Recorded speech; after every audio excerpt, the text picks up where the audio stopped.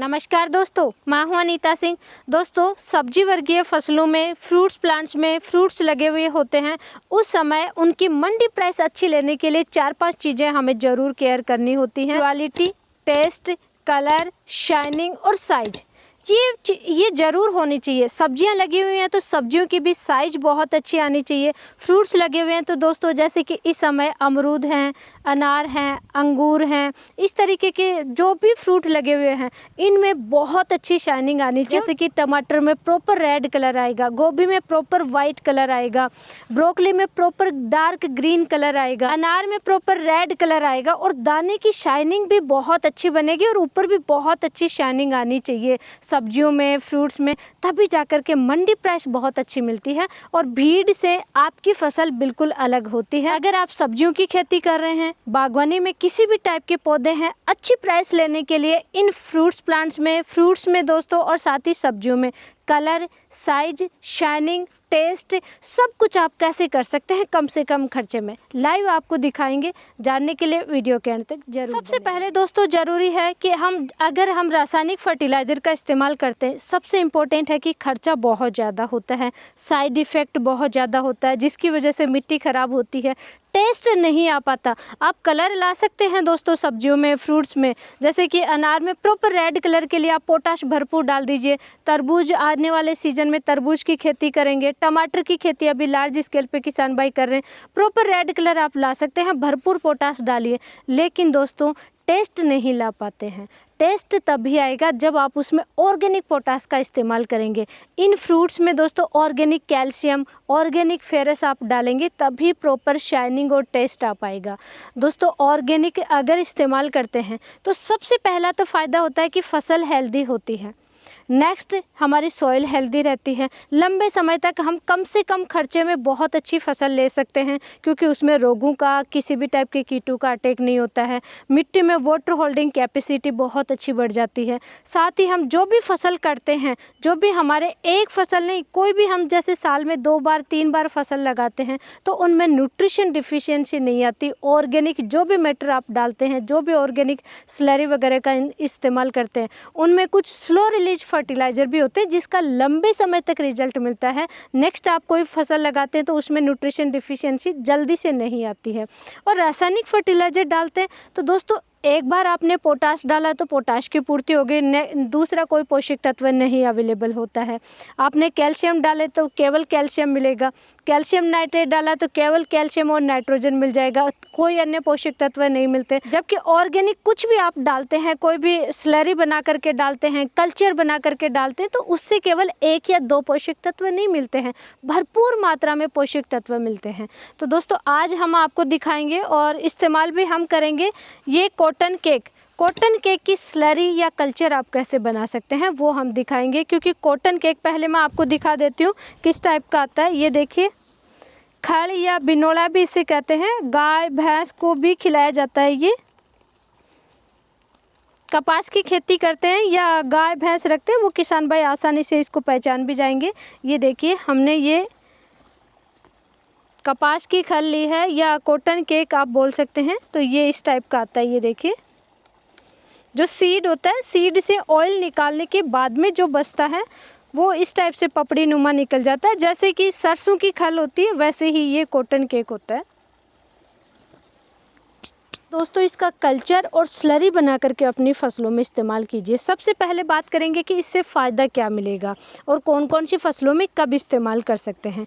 फ़ायदे की बात की जाए तो दोस्तों, जैसा कि मैंने डिस्कस किया, ऑर्गेनिक आप कोई भी कल्चर या स्लरी कुछ भी इस्तेमाल करते हैं, उससे केवल एक पोषक तत्व नहीं, भरपूर मात्रा में पोषक तत्व होते हैं।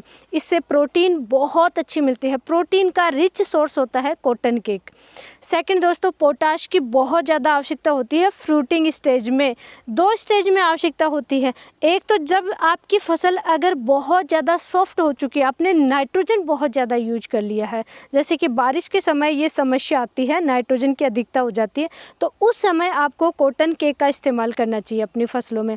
सेकेंड दोस्तों, कि फ्रूटिंग स्टेज में सब्जियों की फसल है, चाहे आप बागवानी में कोई भी फ्रूट्स प्लांट्स हैं, फ्रूट जैसे ही फल सेट हो जाएंगे उसके बाद में उसमें पोटाश की मात्रा बहुत अच्छी होनी चाहिए। चाहिए, तभी उसका टेस्ट आता है, तभी उसका प्रॉपर कलर आता है।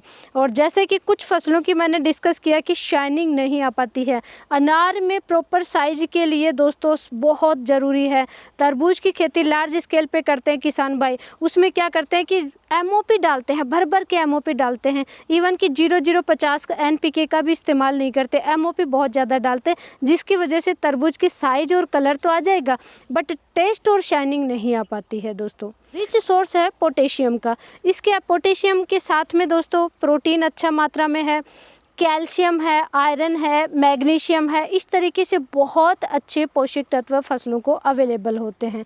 उसके अलावा ये 100% ऑर्गेनिक है, नेचुरल है, तो दोस्तों इसका साइड इफ़ेक्ट नहीं होता है।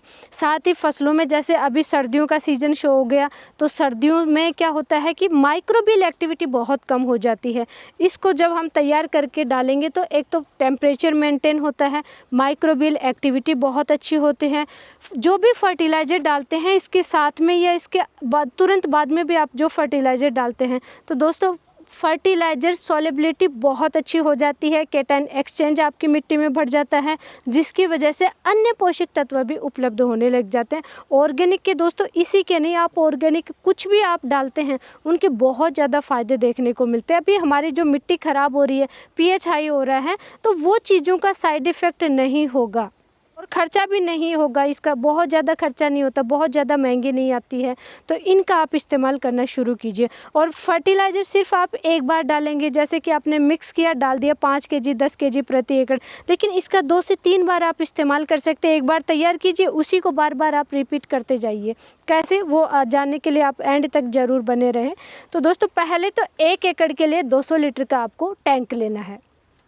ये हमने देखिए ड्रम लिया है। अब इसमें सावधानी रखनी है कि आप या तो पहले बिल्कुल भी पानी मत डालिए, थोड़ा सा डालिए 10-20 लीटर, या फिर आप 200 लीटर में सिर्फ 150 लीटर ही पानी डालिए। इसको खाली रखना है, बहुत ज़्यादा पहले से ही नहीं भरेंगे। और इसमें आप लेंगे 1 एकड़ के लिए 20 केजी कॉटन केक, 20 केजी आप कपास की खल लेंगे। तो ये दोस्तों ये देखिए हमने 20 केजी लिया है, 2 में 10-10 केजी ले लिया है।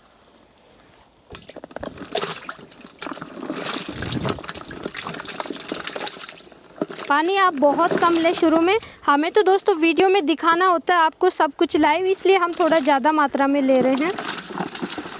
और दूसरा दोस्तों ये अभी 10 केजी और डाल रहे हैं हम, तो ये देखिए मैं डाल देती हूँ इसमें।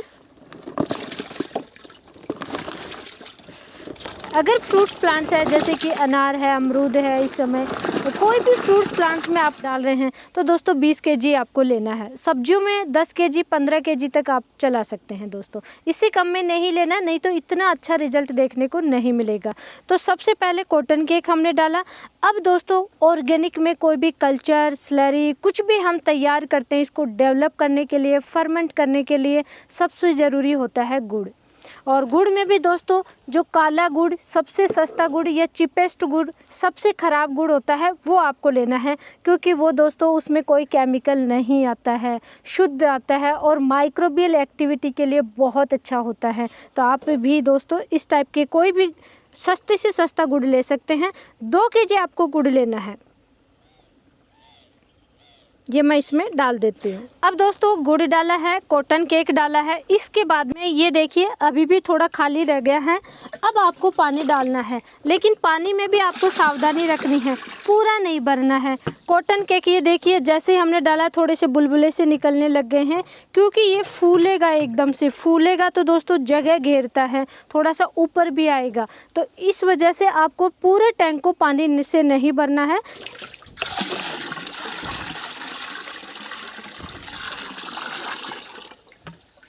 ये देखिए इतना खाली छोड़ना है आपको। गुड़ और कॉटन केक डाल करके दोस्तों पानी कुछ मात्रा में कम डालना है और उसके बाद में दोस्तों इसको मिक्स करना है 3 दिन तक, सुबह और शाम, दिन में 2 बार आपको मिक्स ज़रूर करना है। 3 दिन तक दोस्तों आप इसको अच्छे से मिक्स करेंगे तो दोस्तों ये बिल्कुल ही कॉटन केक एक पेस्ट की तरह बन जाएगा। पानी भी एकदम पेस्ट की तरह से हो जाएगा, गाढ़ा पानी हो जाएगा। गुड़ में और कॉटन केक में जो भी न्यूट्रिशन है वो पानी में मिक्स हो जाएंगे 3 दिन में। 3 दिन के बाद में दोस्तों आप कभी भी इसका इस्तेमाल कर सकते हैं। 1 वीक तक या 10 दिन तक आप रख सकते हैं, उससे ज़्यादा तो नहीं रखें आप, नहीं तो फिर ख़राब होने लग जाता है। तो इसको जब भी इस्तेमाल करेंगे तब आपको बहुत ज़्यादा मिक्स नहीं करना है, और बारीक कपड़े से कपड़े को या तो डबल कीजिए, छलनी ले रहे हैं तो छलनी को भी आप डबल छलनी से छान करके दूसरे टैंक में इस तरीके से आप टैंक रख लीजिए, और फिर आप दोस्तों ड्रिप से चला सकते हैं। इसको 2-3 तरीके से इस्तेमाल कर सकते हैं आप, इसको ड्रिप से चला सकते हैं। फ्लड इरिगेशन है तो दूसरे टैंक में छान लीजिए, उसको थोड़ा सा डाइल्यूट कर लीजिए, और फिर आप नल लगा करके और आराम से जो पानी बह के जा रहा है उसके साथ में आप चला सकते हैं। ड्रिप से भी दोस्तों एकदम से नहीं चलाना, धीरे धीरे आपको ड्रिप से लंबे समय तक चलाना है। ऐसा नहीं कि एकदम से ही चला दिया तो आगे की जो प्लांट है उनमें सारा चला गया, पीछे वाले ऐसे के ऐसे ही रह गए, तो ये गलतियाँ आपको कुछ नहीं करनी है। स्प्रे इसका दोस्तों नहीं करना है, स्प्रे का इतना अच्छा रिजल्ट नहीं मिलता है। जैसा कि मैंने कहा, जो भी आपको प्रॉपर पूरे रिजल्ट चाहिए तो आपको दोस्तों रूट में चलाना है, जड़ों में चलाना चाहिए। जड़ें का विकास बहुत अच्छा रहता है। लास्ट स्टेज में जो भी फसल होती है उसकी पत्तियाँ होने लग जाती हैं, और उसकी वजह से दोस्तों फ्रूट की साइज़ अच्छी नहीं बनती है। तो इस वजह से दोस्तों फ्रूट की साइज और कलर और टेस्ट नहीं आ पाता है। तो लास्ट स्टेज में क्या होगा, इससे भरपूर मात्रा में protein, magnesium, potassium, calcium, iron, ये पोषक तत्व अवेलेबल होंगे। अन्य भी कई तरीके के फ़ायदे देखने को मिलेंगे, जिसकी वजह से पत्तियाँ बिल्कुल स्वस्थ ग्रीन रहेंगी, डार्क ग्रीन, और कलर, टेस्ट, साइज बहुत अच्छा आएगा। फसलों की बात करें कि इसका इस्तेमाल आप कौन कौन सी फसलों में कर सकते हैं दोस्तों, सभी प्रकार की सब्जी वर्गीय फसलों में कर सकते हैं। तरबूज, खरबूज, ककड़ी वगैरह की, खीरा वगैरह हैं, उनमें भी फ्रूटिंग स्टेज में आप इस्तेमाल कर सकते हैं। बागवानी के लिए वरदान है दोस्तों, बागवानी में भी विशेष तौर से जैसे कि अनार के लिए बहुत ही इम्पोर्टेंट है। अनार में लास्ट स्टेज पे भी दोस्तों अनार की जो दाने हैं उनमें प्रॉपर कलर नहीं आ पाता है, शाइनिंग, ऊपर छिलके पे शाइनिंग नहीं आ पाती, तो उसके लिए बहुत ही वरदान है ये। पोटास NPK 0050 डालेंगे उसका भी इतना अच्छा रिजल्ट नहीं मिलता जितना इसका अच्छा रिजल्ट मिलता है। तरबूज के लिए, टमाटर के लिए भी बहुत अच्छी है दोस्तों ये। तो हर प्रकार की सब्जी वर्गीय फसलों में आप इसका इस्तेमाल कर सकते हैं। फ्रूटिंग स्टेज में, मैच्योरिटी स्टेज पे, हार्वेस्टिंग के कम से कम 10 दिन 15 दिन पहले आप डालें ताकि इसका पूरा रिजल्ट मिले, और इसको 2 बार आप इस्तेमाल कर सकते हैं। जैसे ही फल सेट हो जाए वैसे आप इसको बना लीजिए, बना करके इस तरीके से गुड़ डालिए, कॉटन केक डाल दीजिए, 3 दिन रखिए, उसके बाद में आप इस्तेमाल कर लीजिए। नीचे पैंदे में फिर से कॉटन केक रह जाएगा जमा हुआ, तो उसको आप एक बार और बना लीजिए। इसमें आप कॉटन केक नहीं डालना सेकंड टाइम, सिर्फ आपको गुड़ डालना है। 1 kg या 1.5 kg 2 kg तक आप डाल सकते हैं। अगर ज़्यादा दूरी में खेती है या साइज बड़ी है प्लांट्स की तो आप 2 kg गुड़ डाल सकते हैं। फिर से पानी का भर लीजिए और फिर से आप 3-4 दिन रखिए और फिर से छान करके आप इस्तेमाल कर लीजिए। एक कमेंट बहुत ज़्यादा आता है दोस्तों, ऑर्गेनिक में इस टाइप के हम जो भी कल्चर बनाते हैं कि लास्ट में जो बच जाता है उसका क्या करें। उसका दोस्तों आपकी गोबर की खाद है, उस पर आप डाल दीजिए, ये बहुत ही अच्छा फर्टिलाइज़र तैयार हो जाएगा। सूखा करके डायरेक्ट इस तरीके से भी आप प्लांट्स में डाल सकते हैं, या सब्जियों की जो बेसल डोज बेड बना करके डालते हैं तो बेसल डोज में आप सूखा करके इस्तेमाल कर सकते हैं। ये तो बिल्कुल पेस्ट बन जाएगा, सूखेगा तो बिल्कुल पाउडर सा हो जाएगा।